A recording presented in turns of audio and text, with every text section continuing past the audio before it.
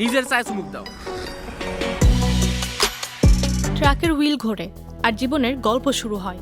এবার সেই চাকার ঘূর্ণনে জীবনের ভালোবাসা, হাহাকার, প্রত্যাশা আর বিশ্বাসের গল্প বলবেন দেশের অন্যতম জনপ্রিয় নির্মাতা অমিতাভ রেজা চৌধুরী। প্রথমবারের মতো ওটিটিতে হাজির হচ্ছেন মোশাররফ করিমকে নিয়ে। বোহেমিয়ান ঘোড়া এই নামেই হইচয়ের পর্দায় আসছে এক অন্যরকম রোড জার্নি, যেখানে ট্রাক ড্রাইভার আব্বাসের চরিত্রে মোশাররফ করিম হয়ে উঠেছেন এক জীবন যোদ্ধা।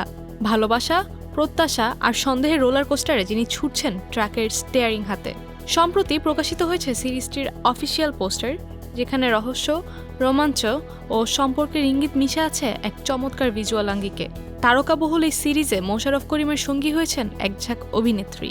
সিরিজে রুনা খানকে দেখা যাবে গরম মেজাজের আত্মবিশ্বাসী নারী চরিত্রে, তানজিকা আমিনকে দেখা যাবে বাস্তব জীবনের শান্ত রূপ থেকে একেবারে বিপরীত এক রহস্যময় রূপে, মৌসুমী হামিদকে দেখা যাবে নারীর সাহসিকতার প্রতীক, অভিনয় করছেন একজন মৌয়াল হিসেবে। সাদিয়া আইমানকে দেখা যাবে উচ্ছল, চঞ্চল, ছুটে চলা এক তরুণীর চরিত্রে। জুই করিম থাকছেন একদম নতুন রূপে। ফারহানা হামিদকে দেখা যাবে সংযম, অনুভূতি আর নিঃশব্দ ভালোবাসায় মোড়ানো একটি চরিত্রে। এই সিরিজে অদিতি ও বৃষ্টি দুইজন নতুন মুখের অভিষেক হলেও তাদের উপস্থিতি নজর কাড়বেই। অমিতাভ রেজা বলেছেন, আব্বাসের যাত্রা শুধু রাস্তার নয়, এটা এক আত্মজিজ্ঞাসার অভিযান।